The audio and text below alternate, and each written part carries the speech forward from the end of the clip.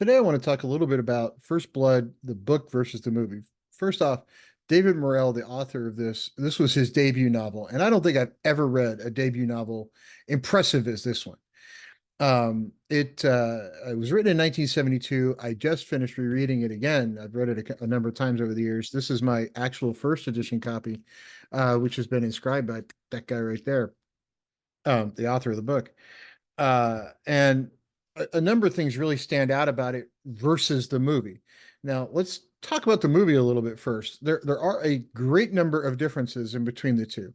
And part of that is because I think the movie ushered in a new era of action movies. It was different than anything that came before it, not because there weren't action movies before that. There was Firefox, there was a lot of others that were sort of big action. The Big Red One, there's tons and tons of action and war movies out there that predate this. But if you look at those movies, they were sort of, you know, two-thirds or three-quarters story and the rest of it action. This is way more action than it is anything else. The action actually tells the story. It's not just there for the sake of action. It is there to kind of set up the conflict and really tell the story of these two guys going head to head with each other. The book gets much more into detail about that, but the transition to screen was exactly that. It was a transition to screen, and it's a different form of storytelling. You can't do the same thing in a book that you would do on screen. It just wouldn't carry over as well in some cases, and this is very much one of those cases. The book isn't the movie is an excellent way of telling the story, but it does leave a few things out that I'm not sure how you would actually transition it. It would be almost impossible to really do, because the movie was really trying to get into this sort of, less than 2 hour format where you could get an extra showing of a movie in a movie theater a day, which allowed movie theaters to make a little more money and really allow you to have some bigger budget movies. Because it wasn't like today where you could do a 3 or 3.5 hour movie and just, everybody was fine with it. Just throw it on 27 screens. So weren't as many screens when this was released.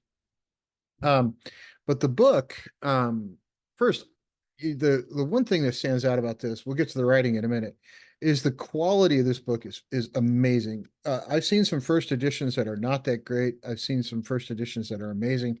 The quality of this, the whoever of Evans who put this out, is phenomenal. The paper's a heavy paper. It's just an amazing quality book, and I think it's fantastic for a debut author to get that. The book itself differs in some ways, but if you're not familiar with the storyline, it has John Rambo has come back from Vietnam after where he was a Green Beret, which is the most trained at the time was the most trained group of soldiers that the U.S. Army had. There's now Delta Force, which tends to pull its people from the Green Berets and the Navy SEALs. But the Green Berets are still not anything you sneeze at, right? These are some of the guys that do the things nobody else wants to do. He was in Vietnam. He was a prisoner at a Vietnamese prisoner camp, and obviously, and suffers from PTSD as a result. So he's come back to this country, and he's kind of been pushed around. He's going from job to job. He's gone from being trusted as a soldier to do these impossible jobs to nobody wants to hire him to do anything. And if you look at when this book was written, it was released in 1972.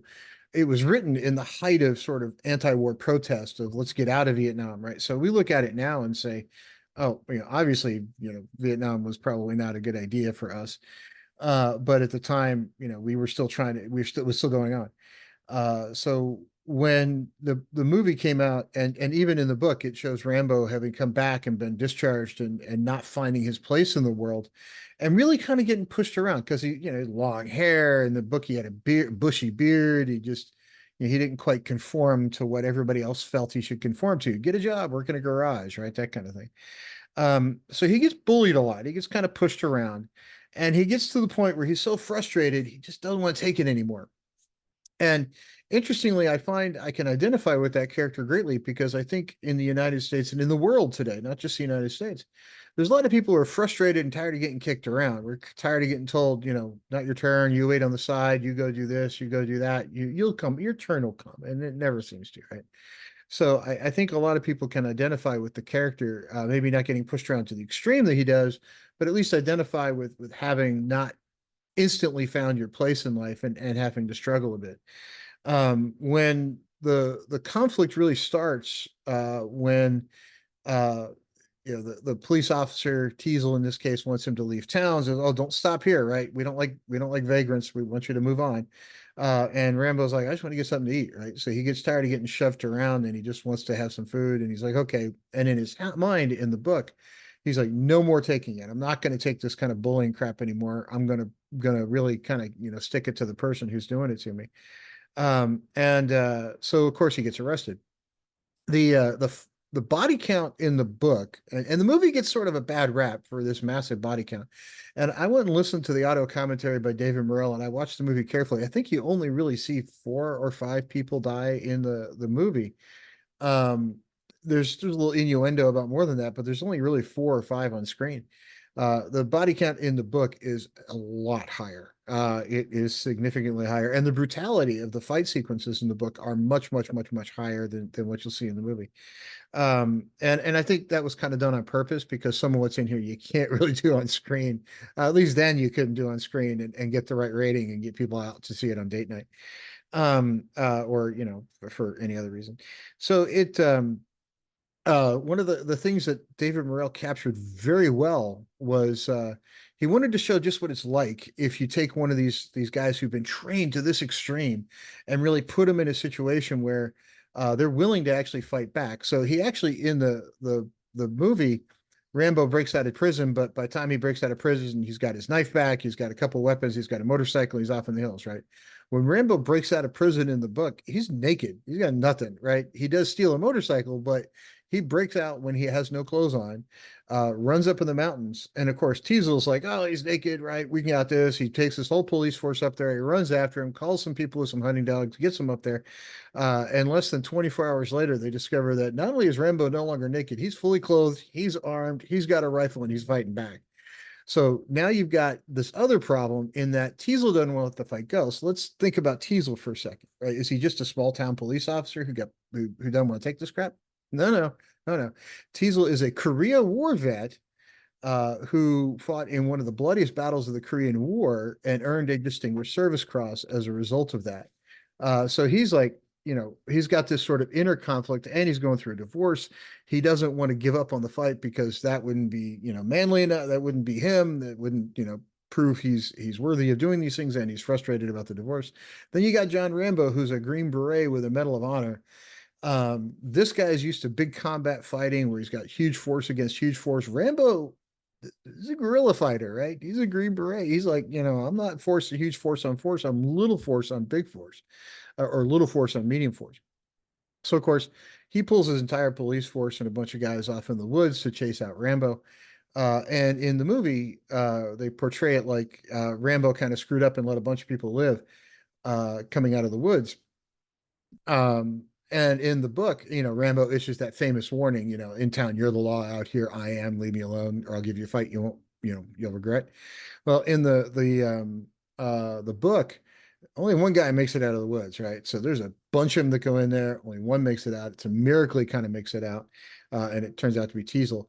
The fight kind of continues until it does ultimately end at the end of the book. But I will tell you, the ending of the book is shockingly different than the end of the movie, and that was done for reasons that you have to get it into a certain amount of time, and certain things just don't transition well to screen. So it is very much worth reading, even 52 years after its release date. It holds up shockingly well.